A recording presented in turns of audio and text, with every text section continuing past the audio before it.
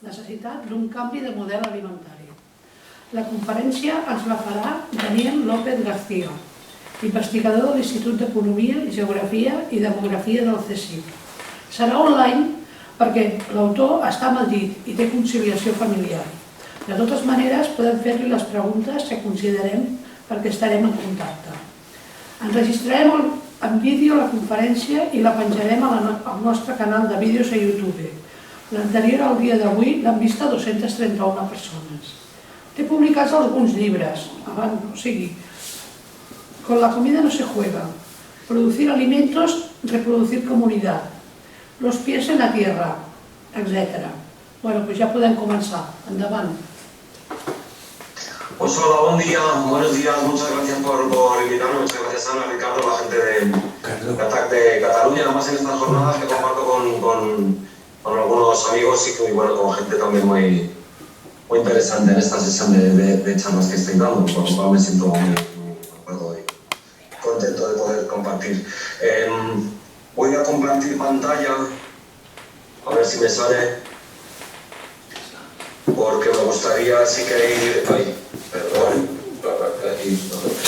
me gustaría ir compartiendo sobre todo algunos datos y algunas gráficas que pueden ayudar un poco a lo que he ido contando. ¿Se ve bien? Sí, sí. ¿Sí se ve bien ahora la pantalla, por favor? Se ve bien. Sí. Espera que no voy a oír. Bueno, si no me decís nada, entiendo que sí. Sí, se oye. Se ve bien. Se ve que no el sonido, perdona. Vale, pues nada, así para empezar, cuatro ideas realmente. Una primera parte en la que quiero dar algunos datos, algunas ideas de cómo se entrecruzan la visión de crisis ecosocial y sistema alimentario, por supuesto ahora menciones a la cuestión energética que cerca estas jornadas. Un segundo momento en el que quiero plantear de forma más o menos teórica la agroecología como un enfoque para analizar precisamente la crisis ecosocial del sistema alimentario pero también para pensar y plantear y analizar las alternativas de sostenibilidad ecosocial que estamos construyendo. Un tercer elemento en el que también de este marco teórico lo quiero completar con una visión que será muy rápida y pues un poco grosera, no nos da para mucho más hoy, sobre el marco político actual, sobre todo a nivel estatal y europeo.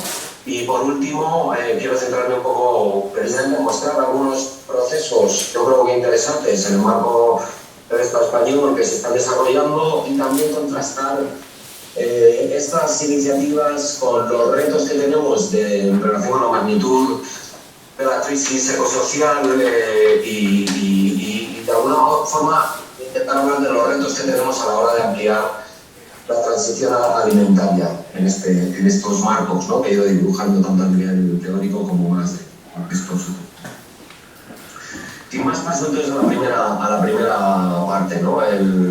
El sistema agroalimentario un escenario más de la crisis ecosocial, donde por supuesto se va expresando lo que algunos llaman también como el colapso del sistema capitalista de organizar la naturaleza. No es uno cualquiera. Probablemente en las ideas es menos visible la cuestión del sistema alimentario, o se ve desde el consumo, y se ven menos las cuestiones que pasan en relación con la producción. Algunas nos llegan más, pues esa foto más espectacular de los invernaderos en el poniente almeriense, nos llegan a veces cuestiones relacionadas con la fuerza extranjera en el sector agrario, sus condiciones laborales, incendios en los poblados realmente de infravivienda en los que tienen que vivir, etc.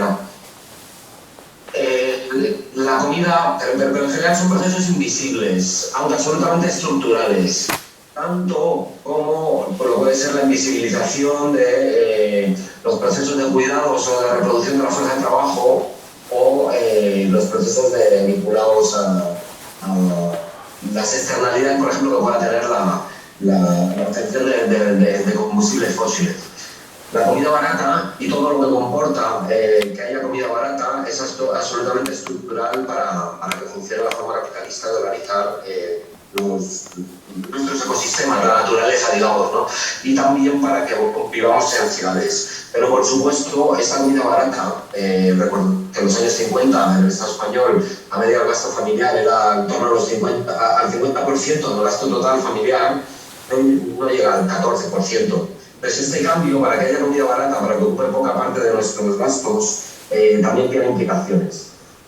Por ejemplo, el sistema agroalimentario que mantiene la comida barata, lo que se llama el régimen alimentario corporativo, se centra en el control de muy pocas empresas a nivel mundial, mientras que hay una masa muy fuerte, tanto de producción primaria como de consumidores. Cada vez menos empresas controlan y más concentradas a nivel global, controlan los distintos pasos intermedios y por lo tanto tienen capacidad de concentrar también el valor añadido y controlar por lo tanto los precios y los márgenes, tanto que se pagan a los productores, los precios en origen, como lo que pagamos quienes consumimos, los precios en destino. En estos momentos de guerra, por ejemplo, en Ucrania, donde se juntan distintas crisis como la guerra, COVID, el cambio de las situaciones y dañinas del cambio climático, se está saldando con nuevas ofensivas neoliberales en los que estos actores de la parte central de la cadena alimentaria pelean y desarrollan marcos políticos, normativos y también económicos en los que aseguran sus márgenes en detrimento de las condiciones de vida tanto de quien produce como de quien consume. Efectivamente, en los últimos años vemos cómo los costes se han disparado para la producción, el precio, sí, sobre todo desde la guerra de Ucrania, pero desde COVID también, y los precios que pagamos los consumidores y consumidoras se han disparado, los costes de los productores y cómo para mantener sus márgenes están subiendo mucho los precios y la gran distribución, sobre todo la agroindustria, manteniendo o reduciendo incluso lo que paga el sector productor, con lo cual quienes están asumiendo este alza de costes por la guerra, que es algo que para muchos es algo absolutamente estructural, es decir, que no es una cuestión de contexto de la guerra, ¿no? Sino que es algo que se va a mantener, porque hay otros elementos que están subiendo, como los combustibles fósiles, etcétera, los costes los estamos manteniendo la producción y el consumo. Y son la gran distribución y la agroindustria quienes nos están transmitiendo al resto de actores. Otra forma de entender la comida barata también es los impactos que están teniendo sobre el propio sobre las comunidades rurales y agrarias, ¿no? El tejido socioeconómico, cultural del medio rural. Aquí una pirámide de población del sector agrario en la Unión Europea, donde vemos como, por ejemplo, más del 50% de la población, o sea, más del 55% de hecho de la población activa agraria, sobre todo hombres, está por encima de los 55 años. Un 40% está por encima de los 45 años. ¿Qué quiere decir esto? Que en los próximos 10-20 años va a haber una reducción muy importante de la fuerza de trabajo agrario. Contemos con que en las últimas décadas, en las últimas 3 décadas al menos, hemos estado con una reducción entre un 10 y un 20% de las explotaciones y del empleo agrario en toda Europa. En los últimos 10 años en España, el Estado español bajó un 7,3%, más o menos. 7,3, 7,4% el empleo y las explotaciones. En la década anterior fue por encima del 12, si no recuerdo mal, ¿no? Entonces, esto supone una gran dependencia de otras formas de producción agraria. Ya no podemos hablar tanto de agricultura familiar, sino de agricultura empresarial, pero sobre todo supone una pérdida de empleo en el medio rural, que esto no se ha recuperado ni se va a recuperar con industrialización o con turismo. De hecho, desde los años 70 se ha perdido cerca de 2,5 millones de empleos en el medio rural y esto efectivamente no se ha recuperado. El turismo rural, que sería la principal fuente de creación de empleo nuevo, fuente nueva de empleo en el medio rural, seguramente no llega a 100.000 empleos en todo este periodo, ¿no? Por lo cual ha habido una pérdida muy importante que por supuesto tiene su expresión en el vaciado del medio rural, que todavía continúa en el medio rural interior del Estado español, pero también de otros países en Europa, incluso en países del este. Este ajuste estructural del sector agrario ha sido muy... llegó a haber una reducción de las explotaciones de un 50%. A la vez, el sector agrario, el sistema agroalimentario, está varios de los principales límites planetarios. Este esquema, como conoceréis, es de esta fundal del Instituto de la Resiliencia de Estocolmo, que sacó este concepto de los límites planetarios, y vemos cómo, si bien el cambio climático del que ahora hablé está en una zona de incertidumbre con riesgo creciente, hay otros límites planetarios como la diversidad genética o los ciclos del fósforo-nitrógeno o el propio sistema de ocupación de suelo a nivel global, que están bastante por encima y más allá de la zona de incertidumbre. Y por supuesto es la actividad agraria, el sistema agroalimentario, realmente la producción en todos estos casos, el principal factor de cambio. A nivel estatal, y ya voy entrando en la cuestión energética, primero en 2019 el Panel Internacional de Cambio Climático publica este documento, Cambio Climático y Tierra, donde por primera vez se dan cifras que podemos entender como oficiales de las aportaciones del sistema agroalimentario al cambio climático, y en ese momento se reconocen ya alrededor de un tercio de las emisiones globales de gases de efecto invernadero vinculadas con el sistema agroalimentario. A nivel estatal, vemos las cifras de un reciente estudio de gente del CEIGRAM, de la Universidad Politécnica de Madrid, de Eduardo Higuera y otra gente también de la Pablo de David, de Gloria Guzmán, Manolo González de Molina, publicaron este artículo, publicado por la Academia de Ingenieros Española, en el que establecen cerca de un 25% de emisiones de gases de efecto invernadero totales de España, cerca de un 25% relacionadas directamente con el sistema agroalimentario, donde veis sobre todo la protección de cultivos, los cambios en el uso del suelo y la producción en ganadería, ¿no? En agricultura y ganadería, como los principales, sobre todo ganadería, como los principales responsables de estas emisiones. Si vemos en perspectiva en este mismo estudio, como veréis, el crecimiento en emisiones ha sido sobre todo a partir de donde se inicia, como sabéis, los planes de estabilización franquistas, donde se inicia la etapa más fuerte de desagrarización y por lo tanto primero de descampesinización y por lo tanto de éxodo rural, ¿no? Y hay una entrada mucho más fuerte de la tracción mecánica, combustibles fósiles, etcétera, pero no solo, ¿no? Primero sí que tiene que ver con combustibles fósiles, con tractores, o veis cada vez más va subiendo los fertilizantes hasta la crisis de 2008. El alza de precios del petróleo reduce el uso de fertilizantes porque suben mucho los precios, pero si veis, empieza a ser cada vez más fuerte la importancia de la energía destinada al bombeo de agua para regadíos y el uso de protección de cultivos, plástico, uso de calefacción.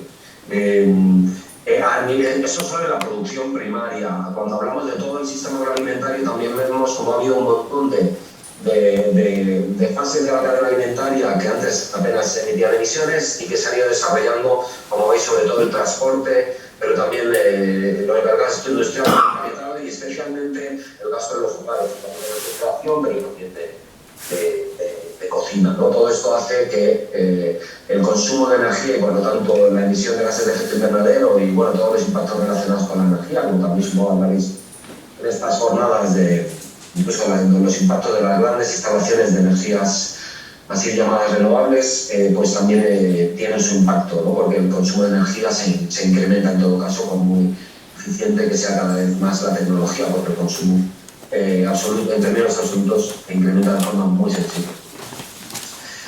Mirando desde el otro lado, estos son datos del Panel Internacional de Cambio Climático. La evolución del cambio climático también está generando dificultad para mantener los rendimientos de los principales cultivos. Algunos de los principales cultivos mundiales de grano, que son los que sostienen la ingesta de calorías en general en la humanidad, vemos que se expresan, por supuesto, de forma diferencial en distintos territorios, en los países más al norte o digamos más extremos o más al sur, se van mejorando las condiciones productivas. En los países que son más productivos, y podemos incluir buena parte de la cuenca mediterránea, y del Estado español, la producción cada vez va a ser más difícil. Aquí vemos sobre todo el estrés en el ciclo de nitrógeno dentro de las plantas por exceso de calor y por déficit de agua, pero si hubiésemos otros nutrientes, no afecta directamente a la escasez de agua o al excesivo calor, pues sin duda eso también va a tener un efecto importante en muchos motivos.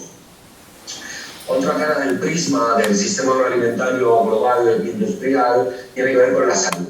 Esta es una gráfica de un documento impresionante de Aires Food, que no lo conozca pues bien merece la pena, Unrolling the Food Health Lecture, donde establecen horquillas de gasto sanitario en distintos ámbitos. Algunas son a nivel mundial, algunas son a nivel de Estados Unidos, algunas a nivel europeo.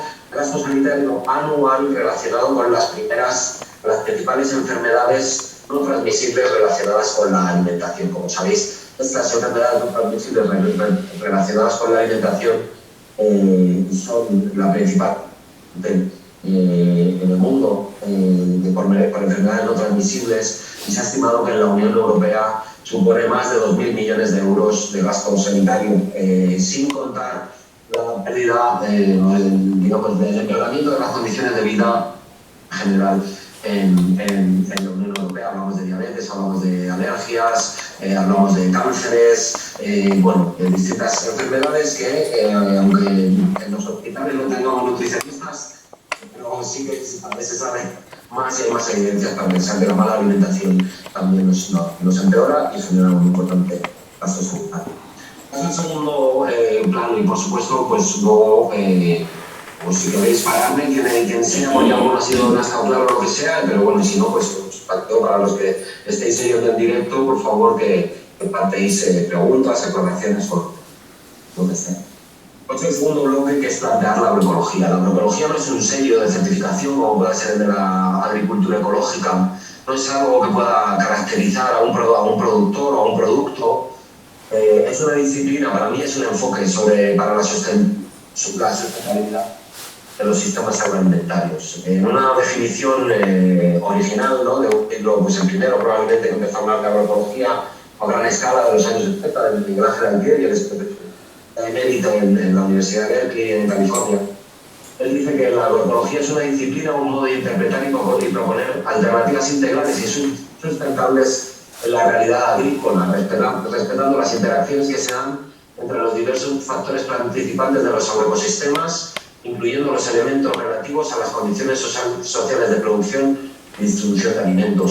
Desde su origen, la agroecología trata de vincular, de juntar, de articular en lo que se llamó un diálogo de saberes entre conocimiento científico del norte global, con los conocimientos campesinos, situados, tradicionales, indígenas, para desarrollar soluciones de sustentabilidad frente a los impactos de la revolución verde. Pero desde un primer momento es algo distinto a la ecología de cultivo, donde solo se ocupa de la finca, sino que ya se plantea como una perspectiva social y política. Otras definiciones de los años 90 también, por ejemplo, de Gabriel Sevilla Guzmán, que director desde sus inicios, junto con Manuel González de Molina, del programa de doctorado en agroecología de la Universidad Internacional de Andalucía, que es el programa en el que yo estudié, pues habla también de la agroecología como un planteamiento político enfrentado al neoliberalismo. En todo caso, si bien la agroecología durante las primeras 3 décadas, desde los años 70, se centró mucho en trabajar a nivel de escala y plantear soluciones a escala de finca, y soluciones de los manejo de los cultivos, además se ha ido ampliando a lo que recientemente se ha llamado la ecología del sistema alimentario al completo, ¿no? Y de alguna forma articula lo que podemos ver una ciencia, un enfoque científico, un conjunto de prácticas agrarias que entrarían dentro de las agriculturas ecológicas o de lo reconocido como orgánico, pero que va más allá en cuanto a manejo de biodiversidad, en cuanto a son prácticas agrarias, pero especialmente también incorporando cuestiones sociales, ecológicas y políticas, y también un movimiento social que de alguna forma plantea que la insostenibilidad en la cadena alimentaria es un problema político. Me explico. Y la presión, es decir, la insostenibilidad de la cadena alimentaria, tanto a nivel social, es decir, la autoexplotación de la fuerza de trabajo propia y ajena por parte del sector agrario, y la sobreexplotación de los recursos naturales por la agricultura convencional es algo generado, reproducido por el sistema global de precios y por esa concentración de actores que planteaba antes. Este reparto desigual en el acceso a los márgenes, a los precios alimentarios, es algo sancionado y regulado políticamente. Por lo tanto, esta insustentabilidad del sistema alimentario, en lo social y en lo ecológico, es algo sancionado y regulado políticamente a través del sistema de precios y de acuerdos como el Acuerdo de la Agricultura de la Organización Mundial del Comercio de 1994, ¿no? Plantea y condiciona nuestras políticas agrarias. Entonces, de alguna forma, las soluciones a esta sustentabilidad pueden ser también políticas, ¿no? Y de alguna forma también esta visión múltiple o triple de la agroecología como ciencia, como conjunto de prácticas agrarias y como movimiento social, se cierra también con una visión política de lo que llamamos agroecología política, que enfoca en cómo los equilibrios o desequilibrios de poder en la cadena alimentaria determinan su insustentabilidad a nivel global y local. Desde esta perspectiva, llevamos unos años trabajando en construir el concepto que denominamos sistemas agroalimentarios locales de base agroecológica para, de alguna forma, construir y definir el marco de las transiciones agroecológicas a escala de sistema alimentario. Este esquema tiene dos enfoques o perspectivas, lo que llamamos vertical o de cadena alimentaria, que va más allá de la producción o de lo que se ve en las ciudades, que son lo que ocurre después de la producción aguas abajo de la producción en la cadena alimentaria, la comercialización, pero también cosas que ocurren antes de la producción agroalimentaria y que probablemente son las que tienen un mayor impacto, ¿no? Pues desde el uso del territorio, el manejo del agua y de la humedad en los agroecosistemas, el manejo, por ejemplo, de los equilibrios ecológicos de insectos, de pájaros, etcétera, ¿no? que son condicionados por la producción, por ejemplo, por el uso de herbicidas, de pesticidas, pero que también tienen un impacto previo en todo lo que tiene que ver en el contexto donde se mete una semilla en la tierra, donde van a pastar las ovejas o las cabras. Entonces, de alguna forma, creemos importante entender al completo esta cadena alimentaria, igual que creemos importante entender todo cómo interactúa, cómo se encaja esta cadena alimentaria dentro de un territorio concreto, donde hay actores no directamente relacionados con el sistema alimentario, pero a quienes sí que les afecta. Un ejemplo fantástico es esta misma reunión, ¿no? O este ciclo de conferencias donde actores urbanos no directamente relacionados con la producción, aunque sí desde el consumo, pero están implicados en construir proyectos alternativos del sistema agroalimentario y también proyectos alternativos y sostenibles de gestión del territorio. Entonces, para nosotros el enfoque horizontal es a la vez territorial, en el sentido de que incorpora muchos actores en un territorio a menudo con intereses muy diversos, pero muchos de los cuales podemos hablar, por ejemplo, del pequeño comercio y de la producción primaria, están enfrentados históricamente porque tienen intereses contrapuestos muchas veces, pero sin embargo están quedando fuera, están siendo expulsados del mercado agroalimentario y por lo tanto se están viendo obligados a construir alianzas, pero también otros actores, por ejemplo, las AMPAs, OAFAS, las asociaciones vecinales, etcétera, que están siendo un apoyo muy fuerte, por ejemplo, a los procesos de transición agroecológica, no internacionales, pero también en el medio rural, ¿no? Igual que el horizontal también es temático en el sentido de que hay muchas políticas, no solo las políticas agrarias, que intervienen o se cruzan con cómo se reproduce el funcionamiento del sistema agroalimentario. Hablo de cuestión de gobernanza, investigación, comunicación, políticas de emprendimiento, desarrollo económico, políticas de vivienda y cómo están afectando, por ejemplo, al acceso a la tierra para quien quiere iniciar la actividad productiva. Por ejemplo, la agroecología cada vez se está desarrollando más a la hora de plantear alternativas. Este es un estudio del Estado, Marta Rivera, compañera mía del CSIC, en Ingenio de Valencia, y en colaboración con la Universidad de Vic también, y Eduardo Aguilera, que trabaja en Ceibran Bio, pues publicaron este estudio con Amigos de la Tierra, planteando distintos escenarios de cambio y si se preguntaban si sería posible abastecer a toda la población en el Estado español con el territorio disponible en el Estado español, ¿no? Y dejando de importar cosas. Entonces, De alguna forma, en cuanto a superficie agraria, la única forma de ceñirnos al territorio que tenemos es con un cambio de dieta fuerte y sobre todo con reducción en el consumo de carne y de productos derivados de animales y sustituyendo toda la carne y los productos animales que se cultivan por otros provenientes de la agricultura ecológica y la ganadería extensiva, es decir, producir carne o consumo de productos de origen animal y todo lo que se consuma de ganadería extensiva y de producción ecológica. Y eso sí que permitiría limitarnos a nuestra tierra, pero si vemos otro tipo de indicadores, como puede ser el uso de pesticidas y fertilizantes, el uso de combustibles fósiles o las propias emisiones, vemos que solo la producción ecológica, lo que ellos llamaron el escenario de la granja a la mesa, la estrategia de la Unión Europea que se publicó en 2020, ya había una reducción muy importante en muchos de estos aspectos, pero sobre todo reduciendo la dieta, pasando a las producciones de producción ecológica, reduciendo la dieta, pasando a las producciones de agricultura ecológica y centrando en las redes de distribución en las producciones locales, ¿no? Y de alguna forma, este estudio plantea como que es si quisiésemos hacer un cambio. Desde luego, el reto que tenemos también es el poder hacer este cambio manteniendo el empleo, la población en el medio rural y haciendo eficientes las redes de distribución, porque efectivamente hoy es más eficiente a nivel económico, no energético, pero aunque según casos, hoy es más eficiente las redes tradicionales de distribución, digamos, tanto las plataformas de compra de grandes superficies como por ejemplo, lo vinculado a los mercados, Mercabarna, Mercamadrid, etcétera, ¿no? Haría falta una inversión importante, tanto en infraestructura, investigación para reducir los costes y hacer mucho más viable a nivel económico y ecológico este cambio, ¿no? Pero se puede hacer y desde luego se gasta muchísimos millones de euros en reproducir las infraestructuras logísticas y de distribución de las que se aprovechan los operadores privados de la cadena alimentaria y que hacen que sus alimentos sean baratos, igual que se destina muchísimo dinero en investigación agraria absolutamente insostenible. Todo ese dinero se puede emplear para hacer este cambio.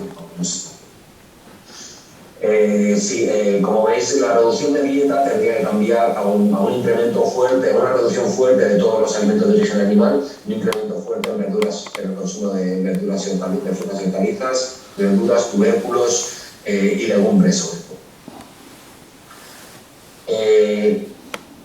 Para conseguir este cambio, además, la agroecología está planteando propuestas, está planteando formas distintas de entender el sistema alimentario. Sin embargo, está también sufriendo un importante ataque de cooptación. No hay más que decir, por ejemplo, que el nuevo Plan Estratégico Nacional de la PAC, como sabéis, entró en vigor en enero para los próximos 5 años. Incorpora algunas medidas, algunos subesquemas de agroecología, pero como agroecología entiende, por ejemplo, la labranza de conservación, que para mí desde luego no es agroecológico, como sabéis es una forma de cultivo, sobre todo de extensivo, basada en muy grandes tractores con mucha potencia, que ahora hacen solo laboreo vertical, con un uso muy importante de herbicidas, que se llevan años intentando prohibir y ni siquiera la Agencia Europea de Seguridad Alimentaria es capaz de prohibir, aunque las pruebas científicas están rotundas, ¿no? de su carácter carcinogénico. Pero bueno, entonces, por agroecología nuestro propio gobierno está entendiendo cosas como esta, ¿no? ¿Sabes? Una muy fuerte mecanización en el uso muy intensivo de herbicidas, ¿no? Es decir, la agroecología se está cooptando, de alguna forma se está reconduciendo mientras que se ataca y se va eliminando cada vez más las vertientes a la producción ecológica. Es la única reconocimiento legal que teníamos para una agricultura sin uso de herbicidas, de pesticidas de síntesis y sin fertilizantes de síntesis, ¿no? Con fertilización orgánica. A la vez, el sector agrario convencional mayoritario está cada vez más asumiendo posiciones que defienden los intereses, por lo menos el discurso que llega a los medios de comunicación. No creo que el sector agrario de base, pero los discursos se alinean con los intereses de los grandes operadores, de las grandes superficies, de la industria, de los operadores financieros en la cadena alimentaria y enfrentados a los movimientos sociales urbanos de la sostenibilidad, ¿no? Y la extrema derecha está construyendo, como veis por otras manifestaciones que ha habido en los últimos años, está construyendo un imaginario en el que el sector agrario, especialmente el ecologista, se presenta como enemigo del sector agrario y del mundo rural, y de alguna forma eso está sirviendo para legitimar una agenda insostenible y desprotectora del medio ambiente, ¿no? Un ejemplo importante puede ser la aparición de un partido de extrema derecha en Holanda, que se llama el Partido de los Agricultores, cuyo fin es precisamente esta agenda de defender el manejo insostenible dentro del sector agrario y por lo tanto los intereses de la agroindustria y de las grandes explotaciones, ¿no? De la agricultura familiar, aunque no tiene su nombre. Desde el sector, desde el movimiento ecologista y desde los movimientos sociales urbanos, muchas veces nos hemos pedido este enfrentamiento, pero desde el sector agrario convencional es nuestro enemigo y lo hemos alimentado. Y yo creo que este es muy maravilloso. De hecho, para mí esto define algunas de las grandes contradicciones que tiene la transición agroecológica. Mientras que el sector agrario está en una crisis de renta, sobre todo para la agricultura familiar, la renta agraria más o menos se mantiene en los últimos años, pero se mantiene a costa de caer, como he dicho, entre un 15 y un 7% de explotaciones cada 10 años desaparecen y ese empleo no se recupera, con una caída muy fuerte de renta sostenida desde los años 60 de la agricultura familiar. Hay un artículo muy interesante del año pasado de Gloria Guzmán y Manuel González de Molina que demuestra cómo la caída de la agricultura, de la rentabilidad de la agricultura familiar ha sido lo que ha generado la degradación de los ecosistemas vinculados con la agricultura que debe estar español, ¿no? Mientras que hay esta crisis tan fuerte del sector agrario de la agricultura familiar, desde los movimientos alternativos, ecologistas, normalmente urbanos, no estamos sabiendo contactar con estos dolores, con esta crisis agraria, y de hecho quien se está llevando con la representación en los medios de comunicación, porque no creo que respondan a la realidad del sector del medio rural, pero sí lo que se refleja en los medios de comunicación son los discursos de extrema derecha.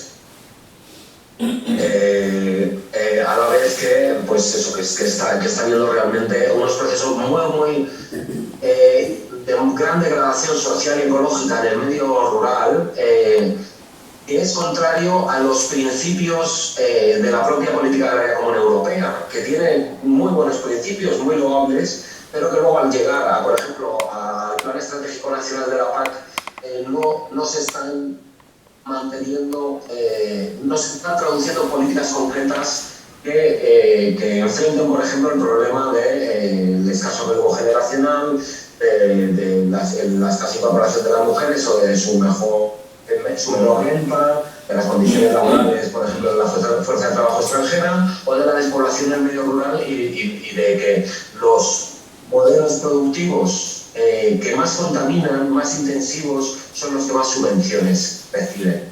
Mientras que la política agraria común, en sus principios y planteamientos, quiere enfrentar esto, en las herramientas políticas que luego se desarrollan, esto no se está haciendo. Y yo creo que es muy importante que para ello ni el sector ecologista, ni mucho menos el sector agrario de la agricultura familiar, está siendo capaz de plantear propuestas. En el caso del sector agrario, ya digo, porque normalmente se plantea en alianza con los grandes operadores de industria, de distribución, que realmente son quienes están apretando y absorbiendo la sangre de la producción primaria.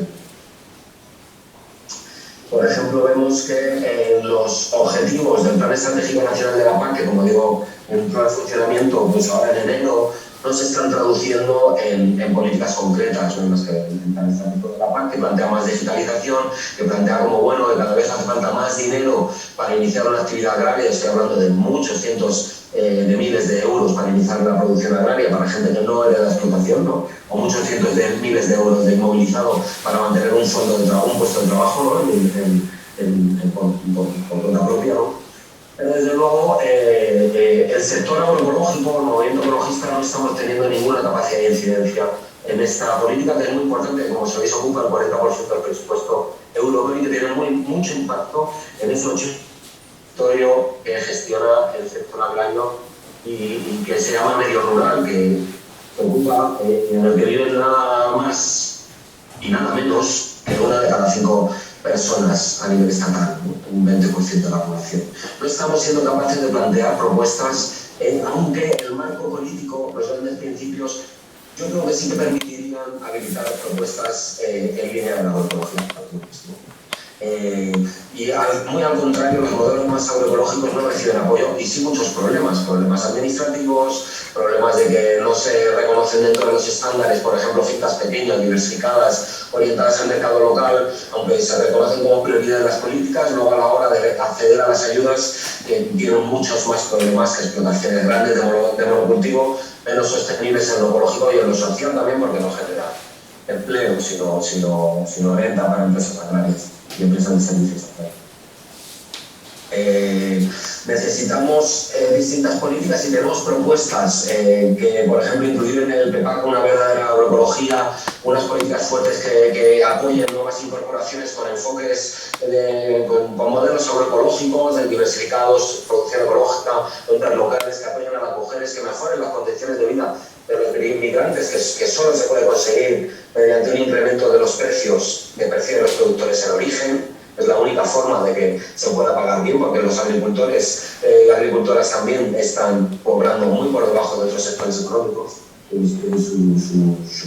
que pagan los autónomos, y también desarrollar fuerte, sobre todo a nivel autonómico en muchos casos, la compra pública alimentaria, que es algo que está estructurado en el mercado interior de forma fuerte. Por ejemplo, la única comunidad autónoma que tiene un programa ambicioso, que es la comunidad autónoma canaria, aunque otros países como Dinamarca están en torno a un 90% de compra pública local y ecológica para todos sus centros educativos, ¿no?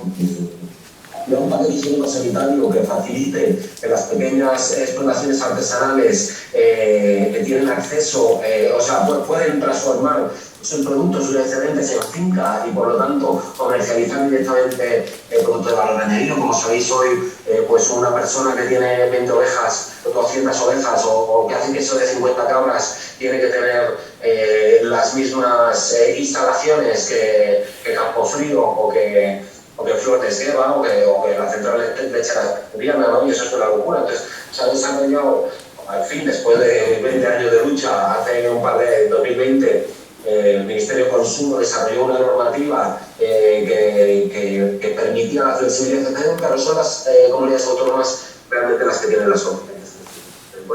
Está desarrollando una normativa sobre consumos alimentarios sostenibles que va a intentar regular cómo está disponible la comida basura, por ejemplo, cerca de los centros educativos para la infancia, y cómo está disponible la comida que no es basura, alimentos frescos, vegetales, si es posible, ecológicos. Entonces, hay mucho que hacer. Sabemos que hay muchas políticas también que pueden hacer mucho bien, ¿no? Pero hay que impulsarlo. Desde luego, el gobierno está escuchando a un conglomerado en el que serían algunas organizaciones profesionales agrarias, sus cúpulas, la agroindustria y los operadores de distribución agroalimentaria, también los proveedores de insumos, de semillas, de fertilizantes, etcétera, que no están por un cambio hacia la sostenibilidad del sistema alimentario. Y que por lo tanto están aprovechando, pues, como he dicho antes, crisis como la guerra de Ucrania para una involución en las normativas y en las políticas de sostenibilidad agroalimentaria.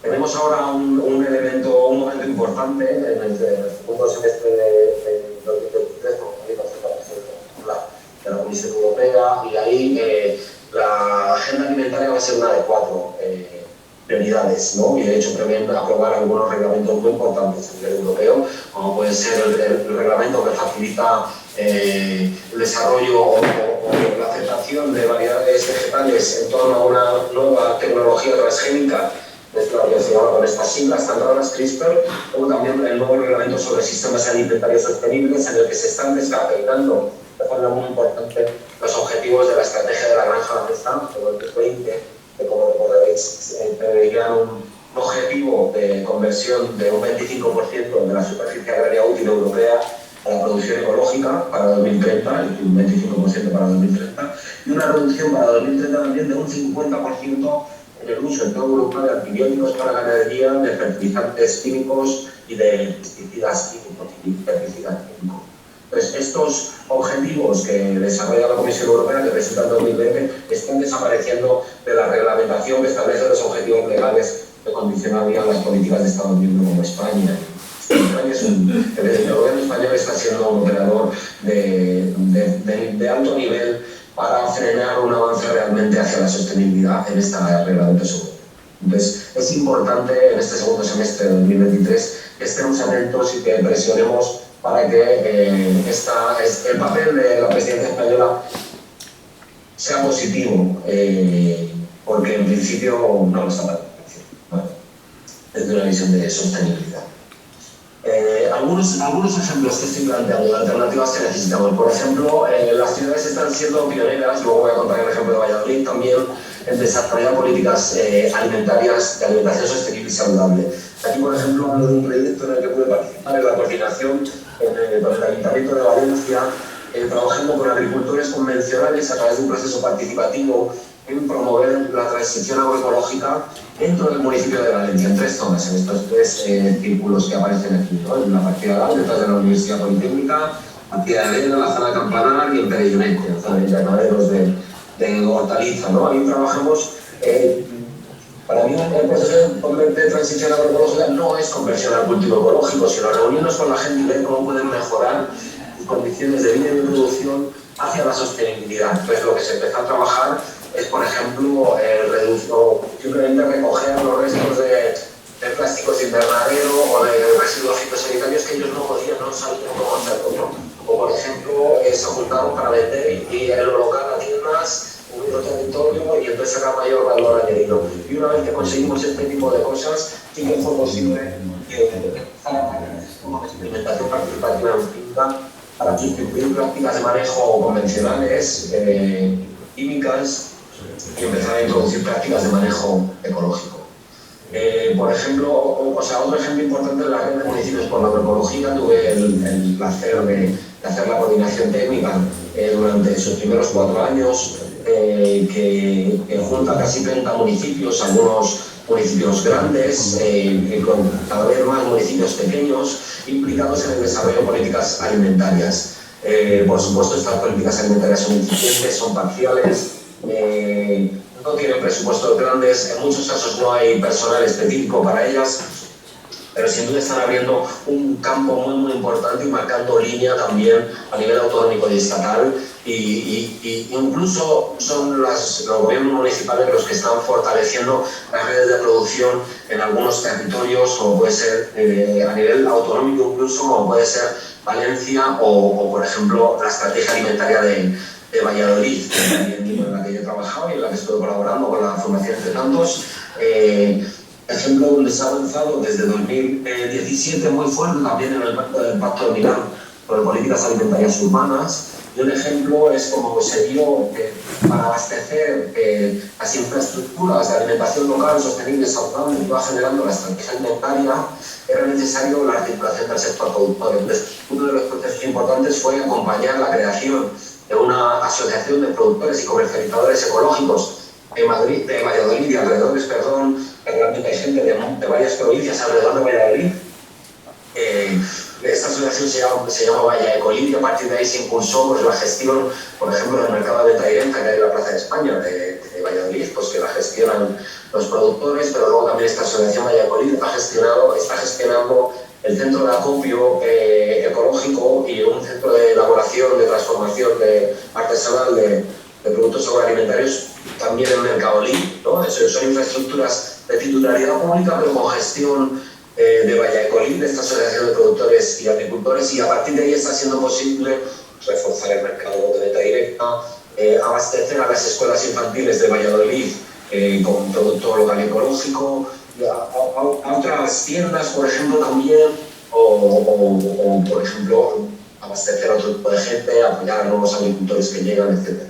A través de un proceso participativo en el que ambas asociaciones ecologistas, como ecologistas de nación, de la que formo parte, o las asociaciones vecinales, estuvieron apoyando este proyecto territorializado, como hablaba antes, de transición agroecológica. Sin embargo, como decía, y ya con esto voy terminando, tenemos importantes problemas. Por ejemplo, como decía al principio, la comida barata hace que pagamos muy poco y que las externalidades, es decir, esos impactos no recogidos en el precio, en la producción ecológica, por ejemplo, y en los mercados locales, no tienen tanta protección y tanto apoyo público, ni directo ni indirecto, me refiero a eso, como decía antes, investigación, infraestructuras, etcétera. Entonces, tiene que ser la producción y el consumo quien cubre estas externalidades que la producción ecológica y local sí que está incorporando y está haciendo, por ejemplo, que los precios que se pagan, incluso en grupos de consumo, no cubren los costes de producción. Aquí este es un trabajo que sacó Biolur, una asociación de impulso de productoras ecológicas, junto con el equipo de Irene Begiristain de la Universidad del País Vasco, en la Escuela de Empresa de Donostia.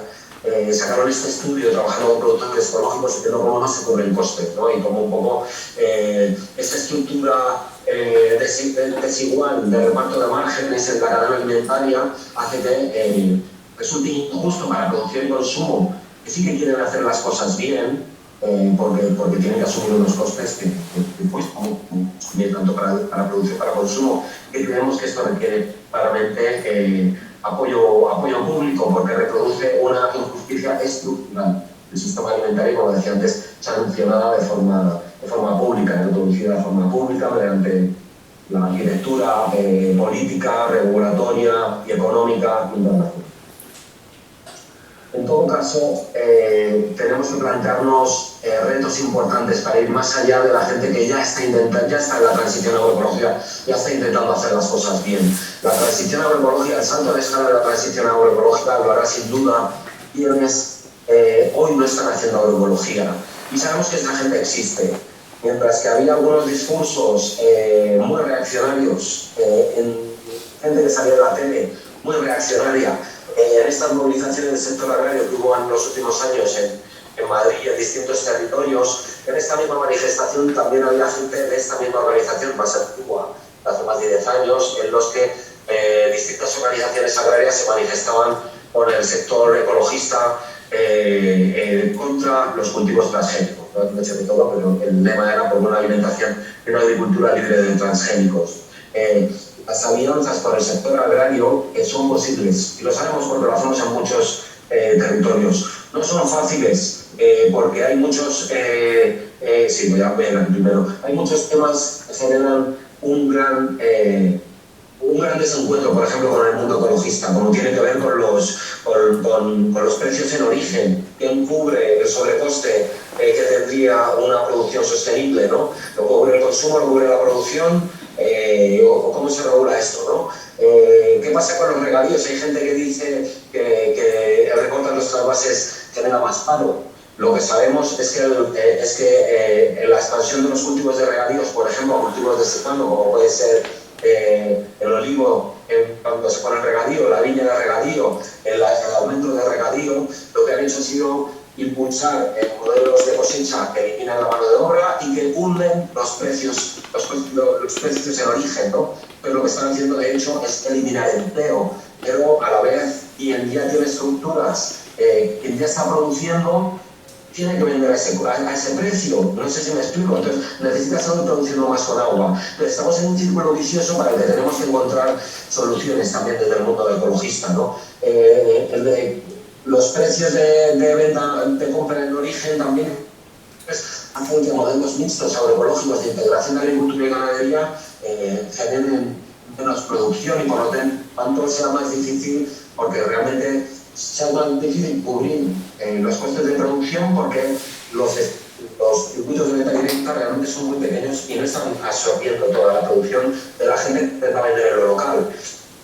Tenemos muchos problemas para esta transición que tienen que ver con problemas reales que están planteando los agricultores en estas manifestaciones, y de alguna forma tenemos que encontrar soluciones para esto también en el sector agrario. Una de las cosas que estamos intentando, por ejemplo, colaborando con la red de municipios por la agroecología, es en trabajar con grupos locales de productores agroecológicos que están colaborando ya con algunos municipios de la red de municipios por la agroecología, para ver qué necesidades de políticas que tienen los grupos que ya hacen agroecología, de forma que se pueda apoyar a este tipo de grupos, se faciliten las cosas y pueda entrar cada vez más gente, y sobre todo se pueda reforzar esta actividad de comercialización en municipios implicados en políticas alimentarias ocupadas. Me planteo esto también porque esta carta la estamos moviendo, estamos buscando adhesiones, y ahora podéis encontrar en la red de municipios por la agroecología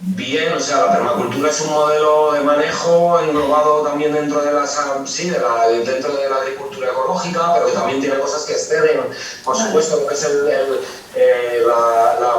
certificado ecológico. Hay muchas técnicas muy interesantes en la práctica. A nivel profesional tiene muy escaso desarrollo, tiene mucho más en autoconsumo, huertos casi de balcón, huertos urbanos, ¿no? Pero a nivel de producción agraria, digamos, en kilos o en producto comercializado es muy limitada, al menos en Australia, donde proviene, quizá en Estados Unidos tenga alguna relevancia, pero es más un movimiento que yo vincularía más a los rurales o a poblaciones urbanas, que no algo que tenga realmente relevancia dentro del sector agrario. Vale, muy bien. A ver, ¿alguna pregunta más?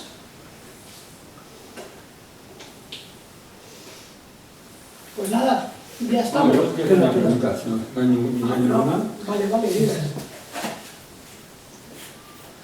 Sí, quería preguntar, no sé si lo has hablado, pero no me ha quedado claro, ¿qué porcentaje de alimentos se producen en España respecto a los que se importan, por ejemplo, de España, de Portugal y Francia, que están cerca, y de Sudamérica, Sudáfrica, Turquía, etc.? O sea, ¿qué porcentaje de soberanía alimentaria tenemos en España? Es decir, que si se corta el transporte, se cortan las fronteras, ¿nos moriremos de hambre o sobreviviremos?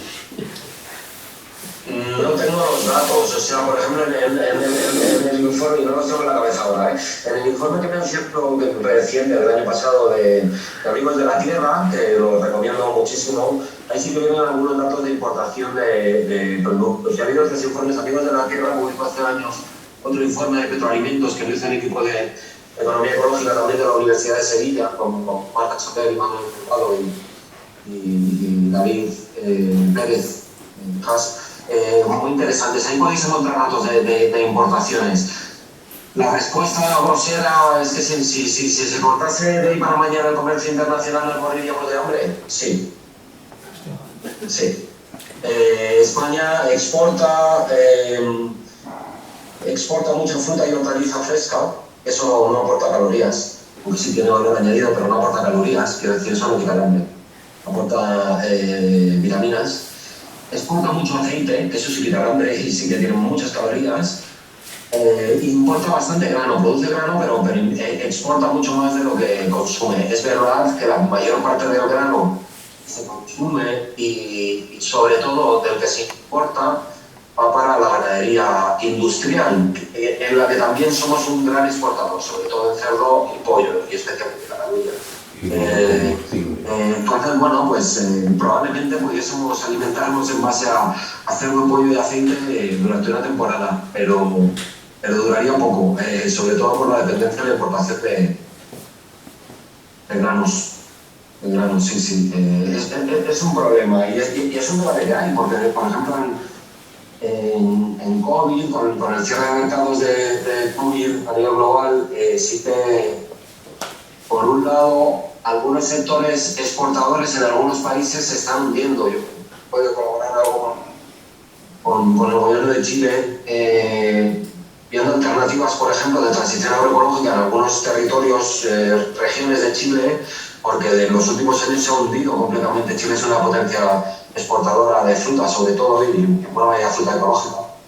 Y se ha hundido el mercado global de Chile, ¿no? Por un lado, por una sequía que llevan 13 años, que es algo aterrador, ¿no? Que vas por zonas de Chile pegadas a los Andes y ves explotaciones de decenas y decenas de hectáreas, cientos de hectáreas arrasadas, por ejemplo, de aguacate, de uva, y ¿no? Entonces, por esa sequía acumulada durante años, pero sobre todo por el alza de precios del petróleo y el bloqueo de puertos que ha habido en los últimos años, ¿no? Y sobre todo el alza de precios de flete, que era la principal vía de exportación. Entonces, están viendo cómo reenfocar todo el cultivo frutícola, cambiar una demanda interna tanto en Chile como en los países limítrofes, porque hasta ahora exportamos sobre todo a Estados Unidos y a Europa, en parte. Entonces, algunos sectores también a nivel europeo de exportación pues han sufrido mucho en estos últimos años, pero sobre todo lo que se ha visto efectivamente es que ha habido problemas importantes de desabastecimiento de grandes superficies, ¿no? Ese dato que se dice a menudo de que una ciudad como Madrid o Barcelona en 3 días se quedaría, si cerrasen los mercas, en 3 días se quedaría sin comida, ¿no? Entonces, ahí tenemos un problema fuerte, porque efectivamente estamos teniendo meneos importantes, ¿no? Cada vez a menos tiempo y más solapados, y las instituciones globales, sobre todo en los momentos maduros, han dado la alarma, han dicho, oye, esto hay que tenerlo en cuenta, ¿no? El abastecimiento de alimentos en lo local, ¿no? Porque está habiendo problemas, ¿no? Pero las políticas no van por ahí. Como digo, el Plan Estratégico Nacional de la PAC sí que, por ejemplo, sí que tienen una orientación exportadora muy fuerte, igual que las políticas de todas las comunidades autónomas, ¿no? Las políticas agrarias. Y yo creo que ahí hay mucho margen de maniobra y de acción política, ¿no? En la agenda comercial, tanto europea como estatal, como de las comunidades autónomas, en relación con el agroalimentario, tanto a nivel de importaciones como de exportaciones. Hay otro elemento importante del sector agrario que está pidiendo fuerte, por ejemplo, que se exijan a las importaciones de otros productos. Lo más reciente ha sido, como sabéis, las movilizaciones en Valencia con las importaciones de naranja sudafricana. Supongo que en Cataluña también hay bastante producción de naranja, así que supongo que también, bueno, de cítrico, entonces supongo que también se sentirá ahí, ¿no? Y se está exigiendo que los acuerdos de importación de algunos productos, en su momento se vivió mucho con la importación de carne de cordero de Nueva Zelanda, ¿no? Que muchos productos se están importando, pero no se les piden las mismas exigencias ambientales y sociales que al producto que se produce aquí. Y eso es algo que nos incumbe a todos. Yo creo que eso sería una buena plataforma de articulación de luchas entre movimientos ecologistas o movimientos sociales urbanos y el sector agrario, ¿no? Quiero decir, hay debates y hay opciones en las que agarrar y construir, digamos, plataformas, aunque sean acciones de acción conjunta, y que se nos pasan por delante, ¿no? Y hay mucho que hacer, yo creo. ¿Vale? Sí, Jaume? Sí, una pregunta. ¿Me voy a ir? Sí, ven. Venga. Mejor porque está pensando. Vale. Hola, ¿qué tal? No estoy oyendo nada. Vale, ¿ahora oye? ¿Sí? Ahora sí. Vale. Suponiendo que se llegase a una agricultura ecológica, si la mano de obra que ahora se dedica a la agricultura, supongo que habría que aumentarla de forma sustancial, porque desaparecería en parte la energía que alimenta los tractores, etcétera, etcétera, y requeriría mucha más mano de obra. Esa sería una primera pregunta. Y segunda, si eso llegásemos a realizarlo, se perderían muchos servicios. La sociedad daría una vuelta atrás importantísima. Es decir, volveríamos a los años, no sé, me lo invento, a los años 1900. ¿Cómo se conjuga esa utilización de mucha más mano de obra para la agricultura ecológica con una no vuelta atrás en servicios, etcétera, etcétera, que ahora es el sector que más ocupación da? Pregunto, y riqueza. Vale, empiezo por el principio, que me parece más fácil, y la segunda tiene una respuesta un poco más compleja.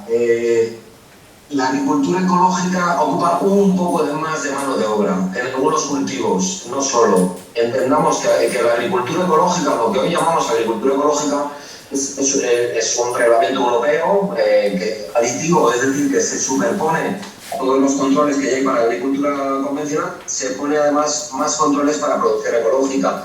Pero la producción ecológica no dice que se utilicen menos tractores, sino que que solo puedes utilizar un listado de insumos que estén recogidos y regulados a nivel estatal y autonómico y europeo. Es decir, regula que no puedes utilizar pesticidas, insecticidas, fungicidas, herbicidas o fertilizantes químicos de síntesis. No dice nada de invernaderos, de si es local o lejano, o de si se utilizan más o menos tractores o más o menos petróleo. Eso es agricultura ecológica. Si queremos avanzar, y yo creo que debemos, hacia una agricultura, hacia una sociedad desfosilizada o con menos uso de fósiles, probablemente el uso prioritario de los combustibles fósiles fuese la producción de alimentos. Habría que reducirlo mucho y con agroecología se puede, porque se puede hacer un uso más, digamos, más intensivo del espacio, pero efectivamente ahí requeriría más mano de obra y probablemente más tracción animal, y no podemos olvidar que la tracción animal con la que se trabajaba antes, que hay gente en ecológico que ha modernizado aperos de tracción animal, y es decir, se puede hacer un manejo mucho más eficiente que antes, ¿no? Pero la tracción animal, el problema que tiene es que está viva y también hay que alimentarla, y eso ocupa mucha superficie. Entonces, el principal problema que tenemos hoy probablemente no es tanto de mano de obra, sino que si eliminamos petróleo, eso significa superficie, más uso de superficie. Y en la agricultura ecológica no ocupa más mano de obra un poquito, lo que ocupa es bastante más superficie. El estudio del que hemos hablado antes, por eso establece que el cambio para no ocupar más superficie, es decir, para limitarnos a la superficie disponible hoy a nivel estatal, lo que hace falta es un cambio de dieta, sobre todo que reduzca los alimentos de origen animal. Esta, que no es ninguna ocurrencia, coincide con las recomendaciones del Panel Internacional de Cambio Climático y con aquel famoso informe de la revista The Lancet, la principal revista médica mundial de la Asociación Médica Mundial, que planteaba también la reducción del consumo de carne para reducir enfermedades no transmisibles relacionadas con la alimentación y sobre todo cambio climático. Entonces es a partir de ese cambio en la dieta lo que va a ser mucho más potente en cuanto a poder tener unas formas de producción más sostenibles en todos los ámbitos de ese gráfico que ponía antes de los límites planetarios, especialmente en relación con el cambio climático. Vale. Esto para la primera pregunta. Para la segunda, es verdad que hay un debate muy fuerte con el tema del colapsismo, si es una cosa movilizadora o no. A mí, como veis, me gusta plantear los debates en el presente y plantear lo muchísimo que podemos hacer hoy en el presente para evitar los escenarios más feos posibles. Pero sabéis que creo que ayer o anteayer Jorge Rinchman publicaba, no sé si en la entrevista le han hecho un artículo en el que hablaba de que tenemos que elegir si queremos decrecer o reducir la riqueza a las buenas o a las malas. Realmente si no cambiamos, ese es el debate. Entonces, efectivamente, el que en 1950 el 50% del gasto familiar y de la mano de obra estuviesen ocupados en la alimentación y no había agroindustria, es decir, el 50% de mano de obra en el sector agrario, que es un 4%, y el 50% del gasto familiar, eso es un buen indicador de elementos de una agricultura de base orgánica, ¿vale? Es decir, de una producción de alimentos que permitía bueno, que no estaba basada en combustibles fósiles. Y ya, digamos, la crisis, la ruptura del equilibrio ecológico del sector agrario es mucho anterior. Es del siglo XIX y tiene relación con las desamortizaciones y el inicio de las políticas liberales. Realmente las desamortizaciones de Madoz y Mendizábal es una liberalización del uso de la tierra, es la puerta a la mercantilización de los alimentos, pero responde a una crisis en la que también la población y también de determinadas formas de uso del territorio, está toda la parte de la estructura de la propiedad de toda la península al sur del Tajo y las formas de manejo latifundistas, y me perdonáis que esto es como son debates antiguos y profundos de agricultura ecológica, ¿no? Pero quiero decir, la quiebra entre agricultura y ganadería ocurre ya en el siglo XVIII, en otros países antes, con la revolución industrial en el Reino Unido, responde a esa quiebra también entre agricultura y ganadería, en el que a nivel ecológico ya no había alimentos para población suficiente. Entonces hay un cambio importante en el que se mercantiliza la tierra, poco después se empieza a introducir urea, pero no, perdón, antes de urea, los nitratos de Chile, es decir, hay que meter nitrógeno porque ya no basta con el estiércol de la ganadería y con la fuerza de la tracción animal, ¿no? Entonces, ese ciclo ecológico está roto ya desde hace mucho. Para mantener ese ciclo ecológico, como decía antes, va a haber que destinar los pocos combustibles fósiles que tengamos disponibles. Pero eso no va a dar para producir todos los alimentos que tenemos, de los que tenemos hoy. Con el cambio de dieta nos podríamos limitar, pero es verdad que hace falta un cambio de modelo productivo fuerte. Entonces tenemos que pensar que, claro, cuando el gasto familiar ocupaba el 50% de la alimentación, el gasto en vivienda era quizá un 10%, no había gasto en telecomunicaciones, no había gasto en transporte público, no había gasto en ropa, no se gastaba en comer fuera de casa. Hoy de ese 14% de gasto alimentario familiar, muy buena parte es fuera de casa. El gasto en vivienda es un 30% y subiendo. El gasto en telecomunicaciones es un 12%, el gasto en transporte es un 11%. Es una cosa muy manida, pero realmente necesitamos cambios importantes y bastante integrales, ¿no? Pues lo que se habla de la ciudad de los 15 minutos, ¿no? Pues reduciría gastos importantes. Yo vivo en un pueblo de 500 habitantes, gracias a que teletrabajo, porque mi trabajo está en Madrid, ¿no? Entonces sin internet, no gasto en telecomunicaciones. Es un problema complejo, efectivamente, y yo creo que desde el decrecimiento se están planteando, a mí tampoco me parece la propuesta más sugerente, pero se están planteando las contradicciones, y son contradicciones que hay que abordar, sin duda. A la vez que lo que tú estás planteando me parece clave. ¿Qué hacemos con todo el empleo que hay en el sector servicios? ¿Qué hacemos con toda la riqueza que se genera? ¿No? Ese 65% de la riqueza que se genera en el sector servicios, ¿no? Y especialmente en el turismo, ¿no? Bueno, pues son preguntas que a la hora de pensar la crisis socioecológica y por lo que me toca en el sistema agroalimentario, las intentamos plantear. ¿Tenemos propuestas? No. Lo que sí que sabemos es que tampoco nos valen propuestas autocomplacientes de que los grupos de consumo y los huertos urbanos nos van a salvar, porque no es así. Necesitamos cambios mucho más ambiciosos y ¿sabes tú? Que tienen que ser estructurales, porque los retos que tenemos son importantes. Y vuelvo y repito lo que decía Jorge Richman, yo también creo que si no cambiamos ya, llegará el momento que probablemente aunque cambiemos, estamos en un punto ya de elegir entre empobrecernos forzadamente o eligiéndolo. Bueno, muchas gracias por la cumplida respuesta. Gracias. Bueno, pues ya está. ¿No tenéis más preguntas? Vale, pues Daniel, muchas gracias. ¿Me oyes? Muchas gracias a vosotros, un gran placer. Venga, hasta la próxima. Una pena no haber estado ahí presencialmente, pero bueno, para otra vez nos veremos. Otra vez. Otra vez. Venga, gracias. Hasta luego. Gracias a vosotros. Adiós.